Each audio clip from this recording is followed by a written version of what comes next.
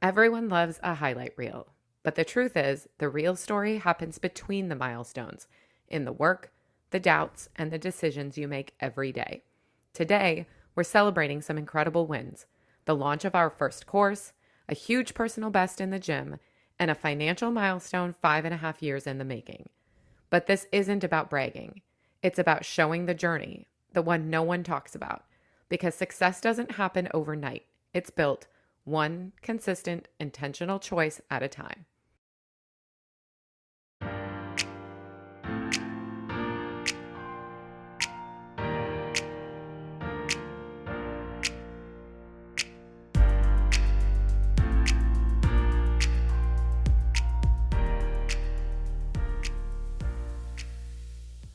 Hello, everyone, and welcome back to Cheese, Curds, and Coffee. My name is Alan Thompson, and I am joined by the beautiful, the talented, the funny, and the fantastic cook, because dinner's waiting after we get done with this, the chef, my wife, Katie Thompson. How are you?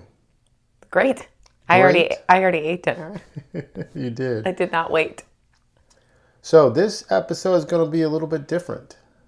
This episode's going to be, I'd say, a little bit more authentic because there's no script. There's no list of questions. I'm surprising Katie with that because I didn't tell her we were going to do this. But I felt it was time for us to celebrate. We've hit some great milestones in the last couple of days. It's been a good week and a half, 2 weeks. And I'm always a proponent of we never get a chance to see the making of the big moments, right? We celebrate the big contract that gets signed. We celebrate the end of the journey, but it's actually the steps along the way that are really cool. And so we're going to take this episode to celebrate. What do you think? Sounds great. I wonder what I'm going to talk about. So first, I wanted to say you hit a new PR in the gym. I sure did. So a new personal best in the snatch. Why don't you tell everyone what that was and how that came about? So my snatch, Which which is an Olympic lift where you start with a barbell on the ground and you, in one fell swoop, get that bar up over the top of your head and stand up tall. So sweep being one fluid motion. Yes. It's moving the So you barbell. can't bring it to your shoulder and then Right. reposition and then get it overhead. It goes from the floor all the way up over your head. I happen to like to do a squat at the bottom to get it over my head because I'm not so strong at the power version of this. But it's been my favorite Olympic lift since, I don't know, I started doing CrossFit. I remember the very, very, very first time that I ever touched the barbell to do a snatch was back in December of 2016. We had just started doing CrossFit. That was the October Halloween workout that I went to with Alan. It took me 2 months to walk back into the gym. Yes. And we were visiting my family in Wisconsin for the holidays over Christmas time. And we dropped in at CrossFit Green Bay, and they were coaching snatch practice for the beginning of the strength, part of the first half of class. And I had never done that before. So shout out to, I'm pretty sure it was Coach T, who still works and is a coach with that team up in Green Bay, Wisconsin. But she was the very first coach that ever tried to get me any type of exposure to this movement. And I loved it. I think it looks so pretty and it makes me feel so strong and so powerful. So, and your new snatch PR. 135 pounds. 135 pounds, which is sensational. So just to give some context for people who may not be familiar with this, and hopefully those of you watching on YouTube, I can actually find this. I think there's a picture or maybe some video of this training session. Thanks to Andrea, there's video. No, I mean of the first training session at CrossFit Green Bay. Oh, there's a picture. There's a I don't picture, think we I have think. any video. But there is a picture. Anyway, just to give you some context, Of the Olympic lifts, of which there are two, the clean and jerk and the snatch, in my opinion, is the significantly more difficult one that requires both power and explosiveness, but you need mobility, flexibility, and strength. It's a sort of special combination of all three in order to execute this lift efficiently. And I'm safe in saying most people struggle with the snatch. And when Katie first came to the CrossFit gym, I remember early on in our relationship, she had a membership to LA Fitness, I think it was, one of the global gyms. And you know how you're in the early stages of courting and like, hey, I can go to the gym and help you out, because she wanted to learn some things in the weight room. Did you actually want to learn that, or was that just like a way of just getting to know me and hanging out? No, I really wanted to learn it. Okay. I wanted to be strong. I just didn't know how. No, I'm with you. I thought maybe you're just trying to be cute and trying to hang out and spend time with me. Anyway, so we go to the gym 5 o'clock or 6 o'clock in the morning, whatever it was. It was still dark out. And when I say she's raw, she doesn't quite understand what she's doing. She's raw. She doesn't quite understand what she's doing. There was a moment where we had her in the squat rack, and we were building up in weight, and relatively speaking to what you're doing now, there wasn't very much weight on that barbell, and she collapsed and kind of collapsed and fell on the bar or in the squat rack. I was like, oh my gosh. I got a long way to go for this one. I was like, did I just hurt the woman I want to date? Luckily, you weren't hurt, and then you got back up and you did a back squat and kept going. It was like just this funny moment. I think we have that on video. I think there is a video of that one. Yes. But so to see you go from that level of experience to now you are snatching 135 pounds overhead in one of the most technical, I think the most technical Olympic lift, is fantastic. Like, it's amazing. Like, I'm so proud of you. Like, I even told her, because I can only snatch 185 pounds over my head. And my beautiful wife here can snatch 135. And she has incrementally been improving and getting stronger. And I'll be damned if she won't be able to catch me one day. I'm sure she's going to pass right by me. And I'm completely okay with that, by the way. I'll be cheering you on. But are you? I am, for real. Like, I'm not. You want to beat me on the burpee workout, but not on the snatch? Improving my snatch PR is not something in my. Yeah, it's not on my list of things to do. But I think still 185 is pretty respectable, especially for my advanced age. But. But I lack the flexibility and the mobility that you have, and you know your body in space. I mean, it's really, all those years of dancing now are coming back to benefit you in ways I'm sure you didn't imagine. But for those who are listening, what did it take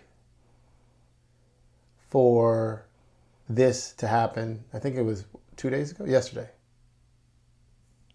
Was it yesterday? It was yesterday. I don't know what day it is today. I guess it was yesterday. Yes, it was yesterday. So what led up to, what did it take for you to go from, a person who didn't really know how to handle a barbell and a squat rack, which is pretty basic, simple movement compared to the snatch.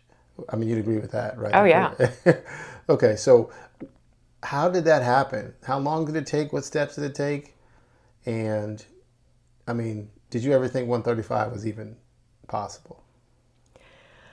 Oh, these are such good questions. We're going to start with what did it take and how long have I been doing this? So we talk all the time about the fact that we started this journey when we met in 2016, and it's 2025. So I've been doing CrossFit for pretty much 9 years. Now, obviously there was some time where we were trying to have a family and as we went through the IVF process, doctors, recommended that we weren't training that way. So there were some periods where we did not participate in like actively on a regular basis doing CrossFit, but we had the equipment in our gym, and so casually, In the garage. in the garage. Yeah.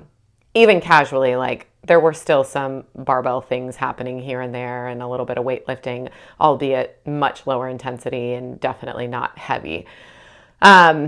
So 9 years to go from a 15-pound training bar or just a plastic PVC pipe of like literally no weight to finally for the barbell that traditionally women use in a CrossFit environment, it weighs 35 pounds.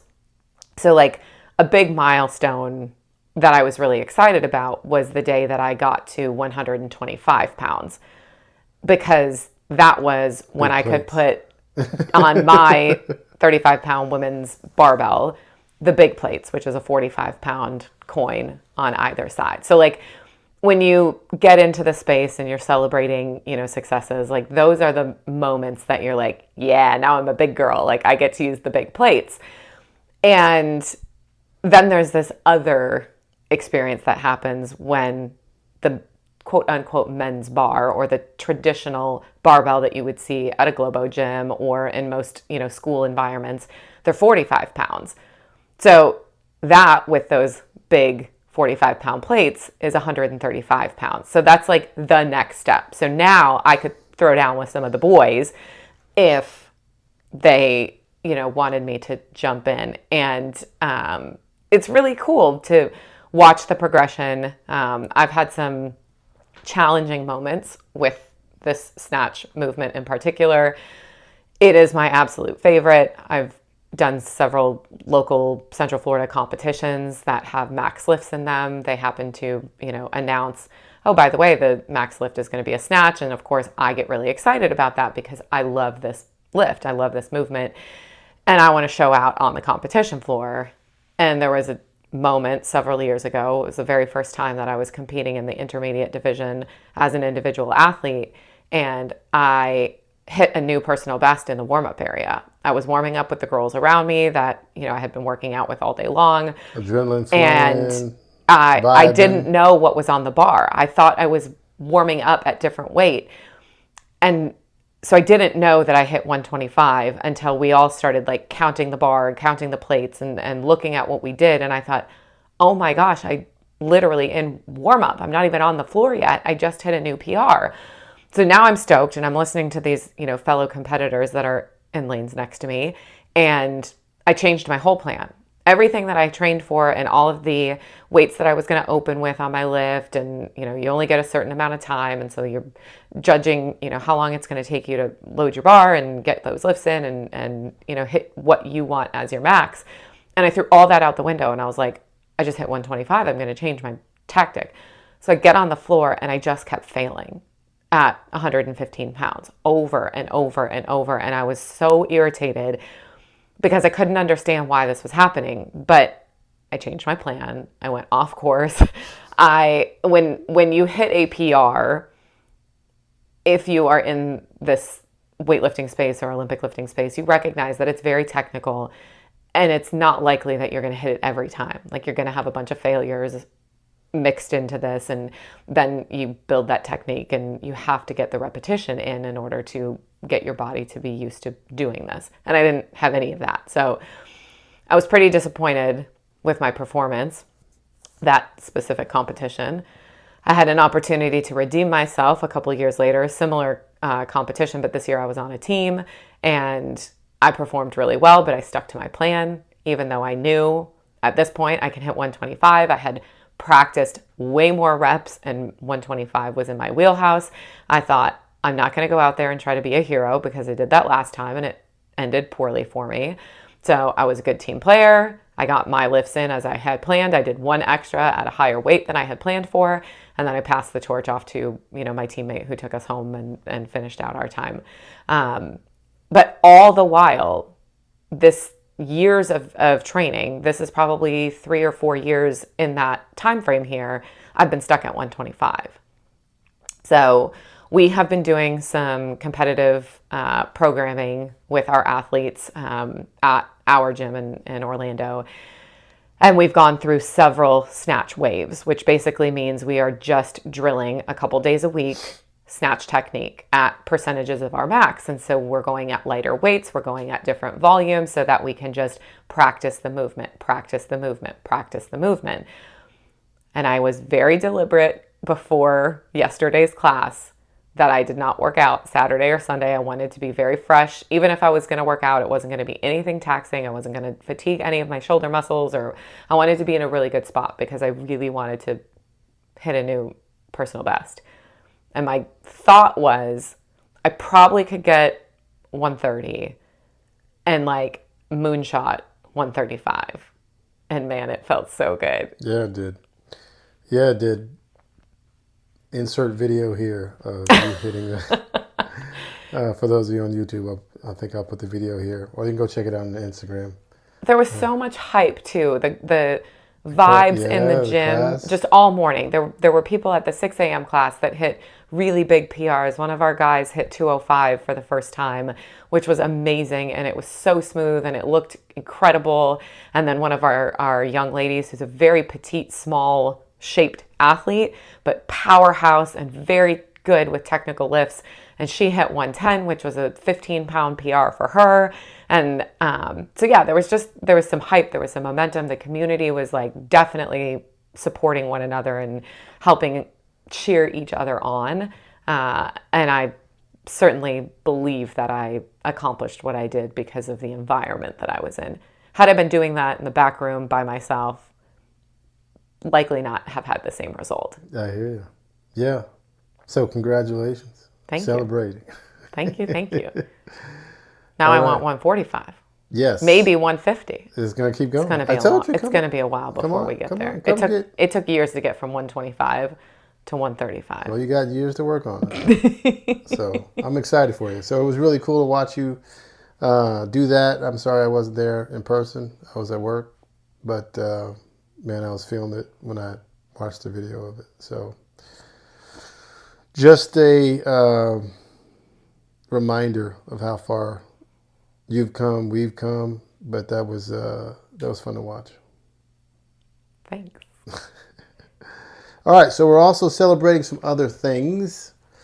We're celebrating the launch of our course. That has been, I don't know, we've been talking about a long time in the making. We've been talking about starting a business together for, I don't know, since the beginning. I think, yeah. Of our relationship. Literally, the travel company was our very first business that we ever started together, and I think that might have been in 2017. Yeah, so 2018. You know, I think similar to, what we talk about consistency, and when we talk about just continuing to show up and trying and being. I won't say dogmatic, but just being relentless about pursuing the things that you want and having a vision for your future. We had a vision for our future, which included a business of our own to run. And we were both entrepreneurial minded, which is really sexy, by the way. But just driven to do more, achieve more, help more, reach more, try more, share more with people. And this is after we bought Mousetrap Fitness, you turned it around. When we first purchased it, it was losing money, and we overpaid for it. It's funny, I just had that conversation last night with some friends. Yeah. But I mean, we bought Mousetrap just because it was an opportunity. We were in position to do it. We had the finances to do it. We had been looking for an opportunity to become our own bosses and buy a business, start a business, buy a business. And you turned Mousetrap around. I don't know, how did you do that? I think just being present in the community Well, it and took more than just being just understanding what the business needed and mm, then putting those things into the business. I mean, I don't want to get all technical and like financial on us, but actually managing a budget and forecasting where we wanted to be from a sales perspective and where money was going, what are our expenses, how can we reduce expenses, or how can we streamline uh, systems that we use and platforms that we integrate with. Do we need to have three separate, platforms, or can we consolidate under one platform? Does that save money? Does it save time? In a lot of cases, the answer was yes in both. So, little things here and there from a financial perspective, but I think the success comes from the people and the environment that we promote. Like we genuinely want to see people succeed. We have a vested interest in changing people's lives. That's what drives us. That's what fuels us. And we employ coaches who live, similarly, right? The leadership team that our members get to engage with also believe in that. We're all lifelong learners. We want to advance ourselves and be better. So we employ coaches that have a desire to learn and grow and constantly improve their skills so that we can, show more and do more and be more for our community and for our members, which, I mean, all of that makes a massive difference. I can't speak to what the previous owners were or weren't doing because we really weren't members under them for very long. But you and I have a background of business development, and I worked in several companies where my job and my role was to turn around underperforming sales teams. So we figured when we bought the business, we knew it was losing money, but if we want to bet on anybody, we would bet on ourselves. And it's been incredible ever since. it's been incredible. It wasn't always easy. Nope. First two, I mean, like I said, the first 2 years were tough, and we had some tough conversations, and um, thought about selling it, thought about getting out from under it, but we didn't quit. Kept showing up, kept fighting for it, and here we are. It's Love it. tough when you're going through it, you know. Um, and that's not to say that everything's all rainbows and butterflies. No, we're currently working through staff transition Yeah, literally right now. right now. And there's things that we want to do at the gym that we can't do right now, and equipment we want to get new equipment in there. But it's a journey, and it's a learning an opportunity to learn, but you built a great community. Thanks. There's great people to help me. Yeah. And we found out that we cannot be co-CEOs. That's not a thing. Not for us. Not for us. Not for us. So I don't remember when was that? Well, we made it official. I have no idea. Yeah. Early. Uh, Okay, not early. well, I mean, like it wasn't like in the first 30 days that we owned it, but I think originally I was named the CEO, and then it was clear that my time and energy, I was so vested in what we were doing at my job, so much so I was working there on the weekends, and you were spending way more time in the business, working on the business. It made sense to make you the CEO, and then yeah, it's been a fantastic transition. We went through a renovation, which was fun and great and cool and all that, but it's still a disruption. And now, we regularly have visitors dropping in from all over the world. CrossFit HQ stops by every once in a while to host a course. Yeah, and it's just good vibes.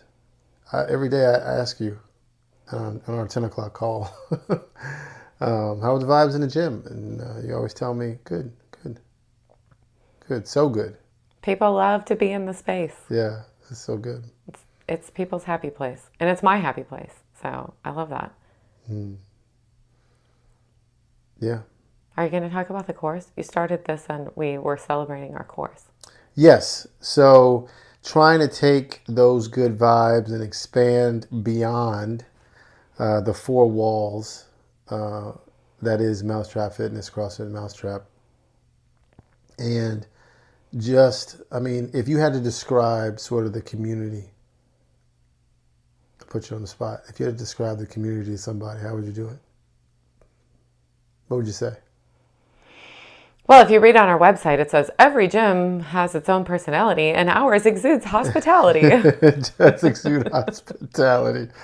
That's a fair statement. But There's a lot of Disney people. I was just going to say, there's a good reason behind that, because a lot of our coaching team came from the theme park, entertainment, hospitality ecosystem, and a lot of our members and even our drop-ins are there because of the close proximity that we have to the parks, the resorts, the restaurants, right? Like we just have a lot of folks that are in and around the hospitality industry at large.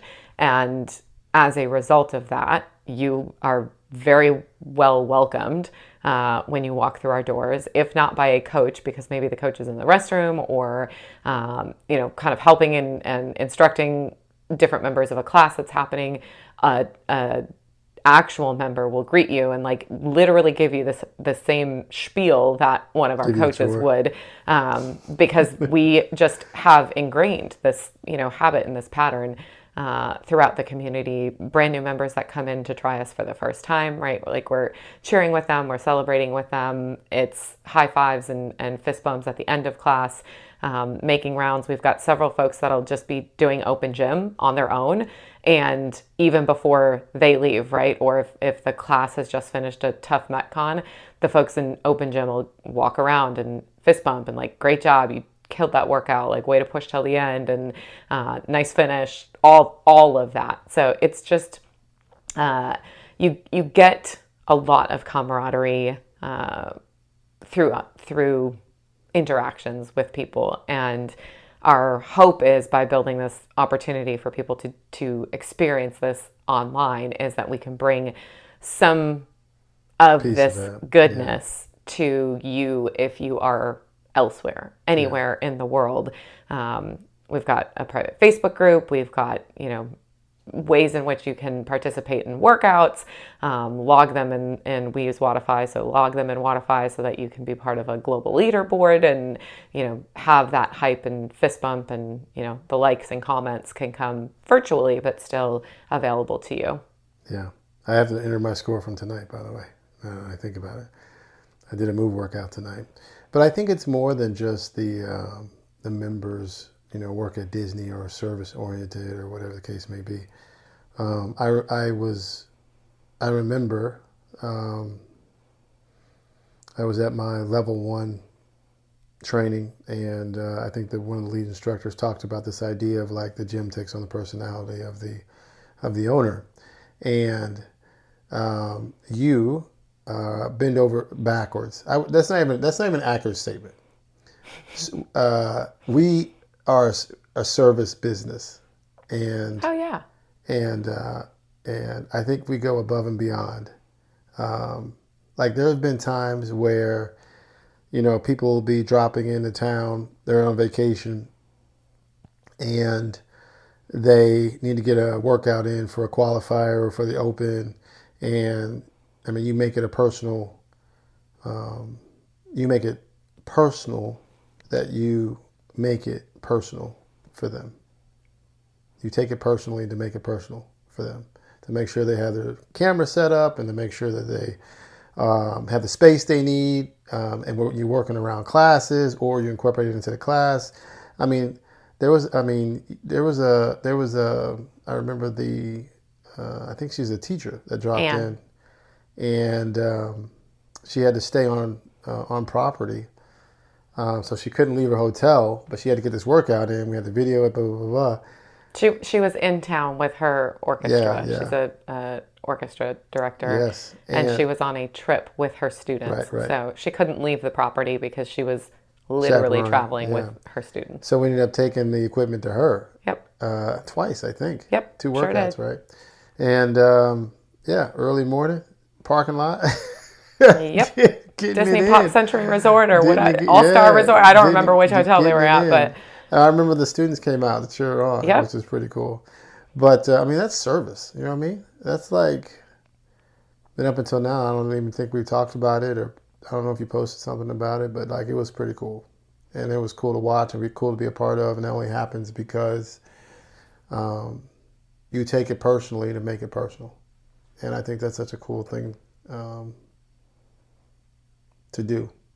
And the fact that we're trying to share that now with other people, you know, who don't happen to live in Orlando or living with a commuting distance to the gym, I think is also super cool because I think it's good for you. It's been good for me as an introvert. Now I get to go see my people. We have a lot of introverts at the I gym. know. It's a thing. It's a vibe. It's a vibe. We like all people. I love it. I love it. I love it. So yeah, celebrating the launch of this course. I can't believe we're on episode 12. We're getting it in, even when we're tired, even when we're, I don't know, even when we're, we got so many things going on. We're running, you're running, I'm running around, but just happy to be in this place doing this with you. Ditto. Ditto. And the last thing we want to celebrate, I don't know how specific you want to get on this. That's up to you. But we just hit a financial milestone. One of those. It's funny, you were talking about the 135-pound weight on the snatch. Yep. And for me, I won't say for a lot of guys, but for me and guys that I'm in that I know, they have similar milestones. 135 on the bench, 225 on the bench. 225 Sure on the, is. where were you when you hit 225? 225 on the bench. I was writing this somewhere, but another one that sticks out in my mind was like ordering a Big Mac for the first time at McDonald's. Oh yeah, you have a very Yeah. deliberate story about that. I don't think I've ever had a Big Mac at McDonald's, so I haven't had my first experience with that yet. But yeah, I remember being a kid and the day I ordered a Big Mac instead of 2 hamburgers and fries. You're so grown up. I know. But yeah, so this financial milestone, our net worth is officially over 7 figures, which is so cool to say and weird to say, but something that we had sat down and we set out our vision together at the Cheesecake Factory many, many, many moons ago. And yeah, how do we... I just want to clarify. I don't know if it matters. It is 7 figures. No, it's over. Like it's 8 figures, and I don't know that. It's 7 and some change. Got it. Okay. Yeah. So, how do we get here? What did it take? Discipline. Dun dun dun. We worked hard and we made a lot of deliberate decisions. We have talked, if you listen to some of our past podcasts, and we talk about what life looked like as we've been, on this journey together. From a financial standpoint, there were seasons of our relationship where we were living off of one person's salary and we were investing literally like the entire other paycheck that the other party was bringing home. And we did that by going to a single car in our household, which meant sometimes I was getting up because we didn't always work together. That just meant that I would get up and I would drive Alan to work if I needed the car, or there were days when, someone had to Uber because we didn't have a vehicle available to come or go from wherever we were and wherever we needed to get to. It also meant, not to interrupt, but it also meant you had to wait. Yeah. Some days you had to wait for Uh-huh. the other one to come pick you up. Even if it was a long day, hard day. I mean, I remember coworkers gave us the kind of side eye, like, what do you mean? Like, you gave up your independence? I was Yep. like, no, I gave up a car payment. Yes. Insurance payment. Yes. Um, Gas, wear and tear, yeah, all new that. tires, Yeah, getting the all that. brakes fixed, all of that. Yeah, We were very deliberate about, where did we spend our money? What was budgeted as far as vacation? So it went from like, hey, let's take a lavish, international trip or all-inclusive, style Mexico vacation to let's do a staycation for a, weekend. And sometimes that meant it was one night in a hotel because that was all that was in the budget. Or yeah. sometimes we could go for 3 days and, kind of live it up, if you will. Um, For me, the what sticks out in my mind is the food. Food prep. yep. I don't know if people understand the correlation or the connection between, your financial goals and your health goals, but like eating out is expensive. And I mean, my like Uber Eats and DoorDash is like illogical for me because it costs so much more money. But we started down the path of food prep more from a health standpoint, but it was also a great way to save money. And you're phenomenal, phenomenal at finding deals and BOGOs and turning that into the food that we're going to eat for the week. So we were simultaneously, it's such a high leverage habit. We were simultaneously eating healthier and saving money that we could invest. Yeah. And so that, and we moved a lot. Oh my gosh, yes.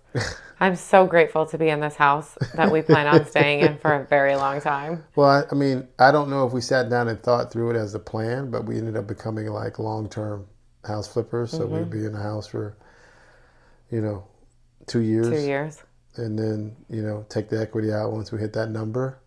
And that meant like house, apartment, house. We moved from a house to an apartment, from an apartment to a House house, from that house to an apartment, to another to apartment. another apartment, cheaper apartment, Yep. to the house, to this Yes. house. And saving money, investing money along the way.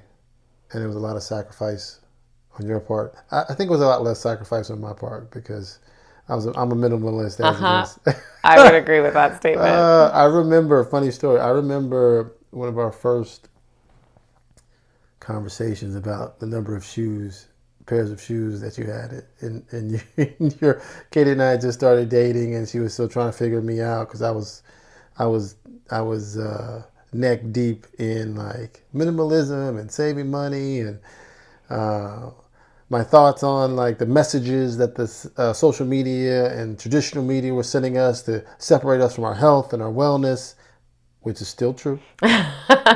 I'm just less crazy about it. And I don't even know how it started, but like we ended up counting the pairs of shoes that you owned. And you owned 70. Do you remember how many pairs of them were gym shoes? 70 pairs of shoes. Do you I'm remember still how stuck on many? that number. I know, but the more jarring statistic for me is how many pair of gym shoes there were. 2, maybe. I don't remember. 1. 1. Oh, okay. Well, yeah.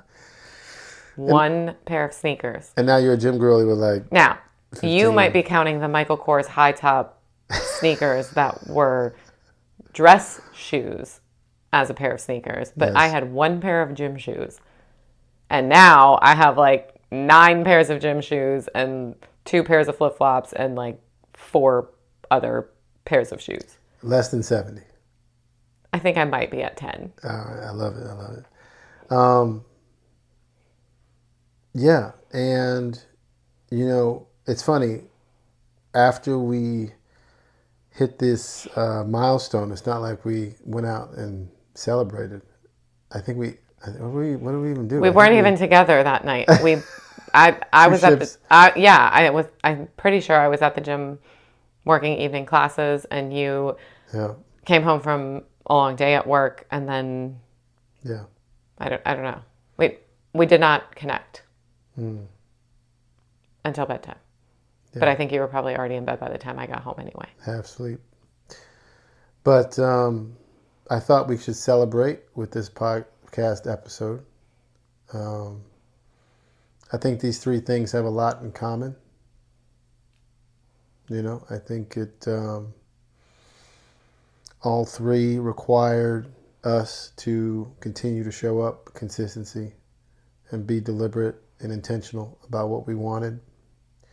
I think all three are against the norm, that we sort of blocked out and ignored the messages around us about how hard it is and how unlikely it is. You're not supposed to be able to hit a 135-pound snatch. You're not supposed to be able to do that, but you did it. I'm 41. You're getting older and you're getting stronger, fitter, Yes. better. Um, we're not supposed to be able to be entrepreneurs and own a business. Um, and we're not supposed to be trying new things and launching courses and trying to spread the word and spread the message about moving well and thinking about your future self and working towards that. We're not supposed to be doing those things, and we're certainly not supposed to become millionaires. And So here we are. here we are. So we wanted to celebrate with you all.